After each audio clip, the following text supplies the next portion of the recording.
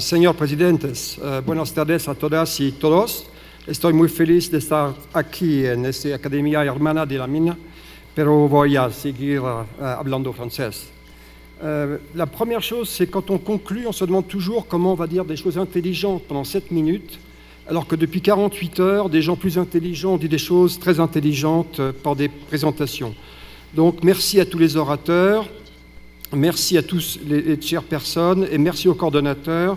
Et je voudrais donc simplement redire que à la fois André Laurent Parodi, Yves Juillet et votre humble serviteur, qu'on dit en latin Humilis Famulus, et puis Enrique Grohe, Luis Miguel et Antonio Fraga ont fait ce programme. Et ce programme, comme vous le savez, est un programme qui n'est pas magistère alumni, mais simplement d'égal à égal. Donc c'est un projet qui a été fait à 50% entre les deux académies. Deuxièmement, ce forum n'est pas one shot, c'est en fait un forum qui reviendra. Et on y tient beaucoup parce qu'en fait, on fera suivre ce forum par des groupes de travail et avec Yves Juillet, on essaiera de monter des groupes de travail entre les deux forums pour que des sujets aussi importants que la pollution, la santé publique puissent vivre entre ces deux académies. Je m'étais posé le problème de savoir qu'est-ce qui rapproche la France et le Mexique. Premièrement, c'est des pays du milieu. Ce n'est pas l'empire du milieu, mais des pays du milieu. En effet, la France est coincée entre le monde anglo-saxon au nord, le sud méditerranéen, l'est slave, et puis les Anglais au nord-ouest. Le Mexique est coincé entre le grand frère américain au nord, et puis donc au sud, toute l'Amérique du Sud, l'Amérique centrale, donc un pays de passage. Deuxièmement, pour moi, la France et le Mexique sont des pays où la culture est prédominante, aussi importante que l'eau et l'air, l'art, la littérature, la peinture, l'architecture, le passé culturel et la médecine, qui est vécu en tant qu'art et non pas qu'en tant que technique. Troisièmement, la médecine des deux pays est particulière. Elle n'a pas d'obédience commerciale. Elle est surtout liée au serment d'Hippocrate et elle est faite de compassion et d'empathie. Et comme vous le savez, malheureusement, dans certaines médecines, dans lesquelles, par exemple, au pays du Nord d'ici, un étudiant en médecine a 150 000 $ de dette quand il va être diplômé. Il faut d'abord rembourser les dettes à la banque avant de commencer à faire de la compassion et de l'empathie. Deuxièmement, ce forum, on l'appelle forum parce que c'est la traduction latine d'agora, le vieux terme grec, et vous savez qu'à Athènes, l'agora s'appelait l'apnyx, et que le héros disait toujours, pendant 5 siècles, est-ce que quelqu'un peut ou veut, doit-il donner un conseil judicieux à sa mère patrie pour sa gloire, Athènes? Et nous avons voulu employer le mot ici, forum et pas symposium, parce que c'est la même chose. C'est les orateurs qui ont essayé de donner un conseil judicieux à leur mère, les académies. Deuxièmement, la santé publique a été pour nous balbutiante en France. Les Français sont adeptes, comme vous le savez, de la méthode anatomoclinique qui a fait la grande réputation. Donc c'était des thérapeutes, des diagnosticiens, mais malheureusement pas beaucoup engagés dans la prévention. Et c'est une révolution euclidienne récente qui a amené la prévention et la santé publique au premier rang des préoccupations de l'Académie de médecine en France. Deuxièmement, le vieillissement des populations, c'est un phénomène qui est mondial. Et il est amusant de voir que les forums que nous avons faits avec la Fondation au Brésil, en Chine, au Mexique, à chaque fois, c'est les mêmes problèmes. Les problèmes de vieillissement des populations, de la gérontocratie, et dans lequel, à ces âges-là, le bien-être, la médecine, la qualité de la vie est supérieure à l'argent et supérieure au voyage. Et donc c'est un changement de paradigme, parce que quand on vieillit, on a besoin de médecins, d'infirmières, de kinésithérapeutes et de médicaments. Et troisièmement, la santé et l'environnement. Comme vous le savez, c'est en fait un gros problème de santé publique. On ne l'a pas dit, mais comme vous le savez, l'explosion totale des cancers hormonodépendants, prostate, sein. Il y a au moins 7 cancers de la prostate dans cette salle et 8 seins. L'homme est en fait son propre pollueur. Et il y a une chose qu'on ne peut jamais aborder dans les symposiums, en particulier avec les hommes politiques, c'est la surpopulation mondiale. En effet, on sait qu'on était 2,2 milliards en 1945, on est plus de 7 milliards en 2014. J'ai eu un symposium il y a 15 jours à Londres avec Peggy Hamburg du NIH qui prévoyait qu'une courbe asymptotique serait vers grosso modo 10 à 12 milliards entre 2030 et 2050. Et comment la Terre peut nourrir effectivement 10-12 milliards d'habitants, en sachant que, par exemple, chacun de nous, entre sa vie, sa naissance et sa mort, en raison de ses activités digestives, fera 5 tonnes de méthane. La deuxième chose qui me semble importante, c'est dans cette surpopulation, on ne peut pas en parler parce que les politiques de tous les pays du monde, les religions, ne veulent pas entendre parler.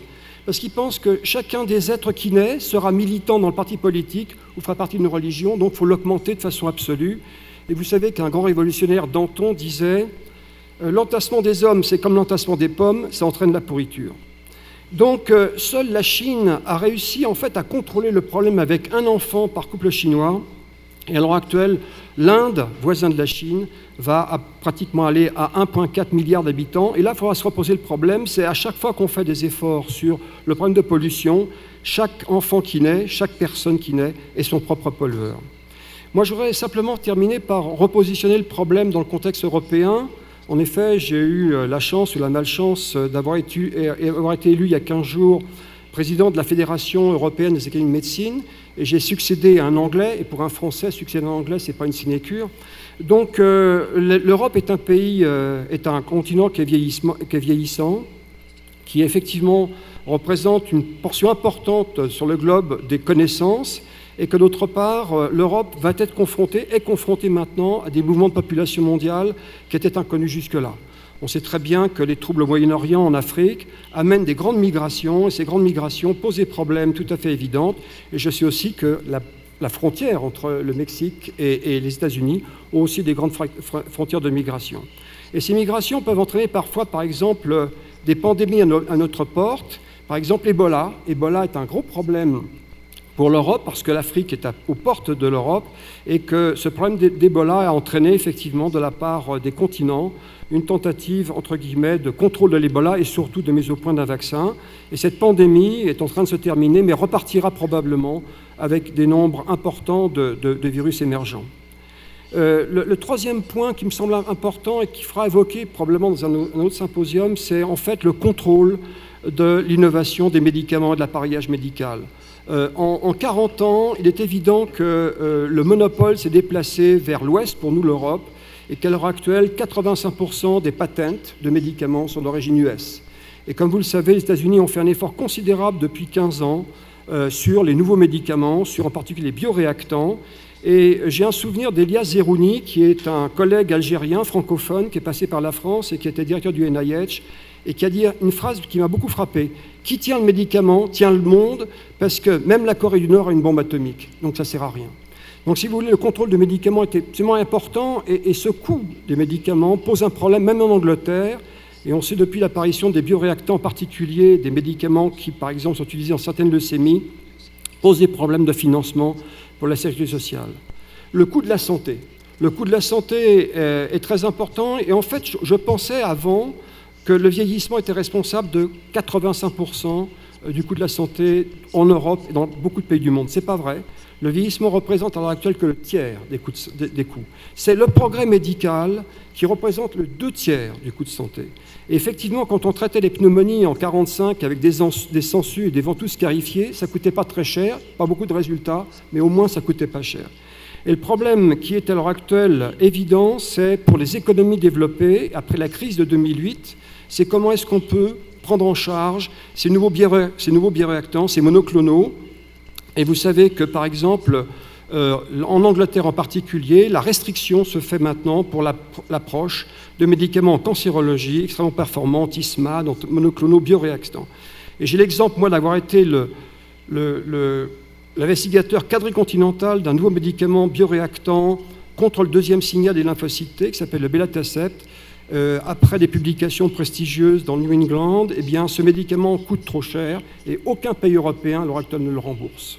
Donc on est exclu de facto d'un immunosuppresseur très important.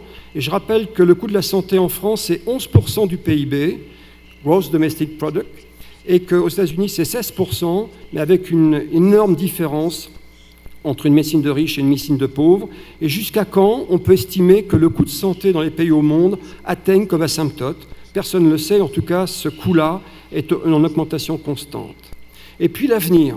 L'avenir, je pense que ce qu'a dit tout à l'heure notre cher collègue et mon ami de toujours, Albert-Claude Benamou, c'est-à-dire en fait les MOOC, sont une révolution capitale. Moi, j'ai été doyen pendant 20 ans.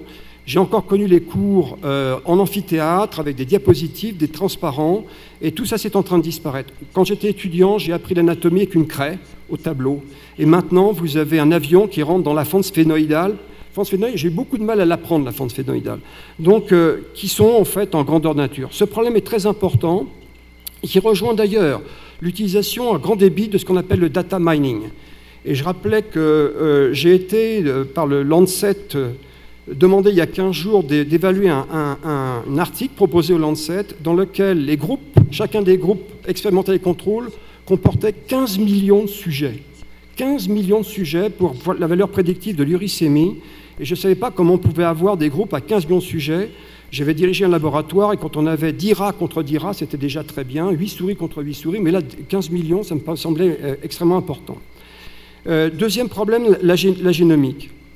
En effet, on va aboutir à ce qu'on appelle en anglais precision medicine, et precision medicine ne veut pas dire la médecine personnalisée tout à fait, c'est l'utilisation de ce qu'on appelle les NBIC, nanotechnologie, biotechnology, informatics, cognitics, et que ce monde-là va totalement changer de paradigme. Et avant de prendre l'avion mardi soir, j'ai regardé sur Internet dans mon laboratoire parce que je savais que Hugo allait faire un super topo, Barrera Soldani allait faire un super topo sur la génomique, et j'ai regardé 3 nouveaux sites qui sont apparus. Il y en a un qui s'appelle 23andMe, 23 et moi, site américain qui propose un kit à 99 $ pour toute sa génétique personnelle, y compris sa famille, et il y a déjà 1 million de clients sur 23andMe. Le deuxième s'appelle Igenia, il est suisse, pour 239 francs suisses, c'est un truc à convertir. Vous avez une carte génomique totale, vous avez 150 000 signatures sur le chromosome Y, et qu'on est capable de savoir votre hybridisation avec l'homme de Néandertal, pour savoir si votre grand-mère n'a pas fauté avec l'homme de Néandertal, puisque nous avons de 5 à 7% de notre génome qui provient de l'ère des hommes de Néandertal, qui étaient des singes plus inférieurs que Homo habilis. Et puis le dernier, c'est Genochip, qui est apparu il y a 15 jours, 199 $, vous avez tout votre génome séquencé. Donc je pense que cette chose est absolument très nouvelle, qui va révolutionner les choses. Et la dernière, et je terminerai par là, dont les médecins se méfient beaucoup, c'est l'intelligence artificielle. Elle est née en fait quand, comme vous le savez, Deep Blue a tué Kasparov. Et Deep Blue, cet grand ordinateur, a tué le champion du monde des échecs car il avait emmagasiné 76 millions de parties d'échecs dont il se souvenait pour chacun des coups. Et comme vous le savez, à l'heure actuelle, nous avons 1 870 000 articles médicaux tous les ans, publiés dans 3200 revues, et seul l'ordinateur est capable de se souvenir de tous les mots-clés de ce 1 870 000 articles multipliés par 30 ans. Donc il sera impossible de lutter contre l'intelligence artificielle et la mise en réseau des ordinateurs dans la manière où ils vont gérer cette intelligence. Ils vont se mettre en connexion, ils vous donneront le diagnostic, le traitement, et transmettront à la Caisse de sécurité sociale le propre et bon traitement. Qu'est-ce qu'on fera, nous? Est-ce qu'on sera simplement le facteur d'empathie entre le malade, la machine, et où est-ce qu'on sera, nous, les médecins? Et je terminerai par là, ce système-là d'intelligence artificielle tue cette académie, tue mon académie, tue les facultés de médecine. Pourquoi? Parce qu'elle est maintenant totalement drivée par Google, par Microsoft, par toute la connexion informatique, et qui s'installe dans un marché dans lequel les académies, les facultés, les universités, s'ils n'y font pas attention, vont complètement être laminés par ce système-là. Parce qu'ils ont l'argent, ils ont les compétences technologiques, ils ont les machines pour le faire, et probablement, à ce moment-là, on se réveillera trop tard, nous les universitaires, nous les académiciens, pour lutter contre ce système qui va complètement changer les paradigmes de santé. Donc, il faut en permanence changer. Et je terminerai par une phrase que j'aimais beaucoup, c'est « La médecine a changé la société a changé de médecine, il faut qu'on change tout le temps de médecine ». Merci de votre attention.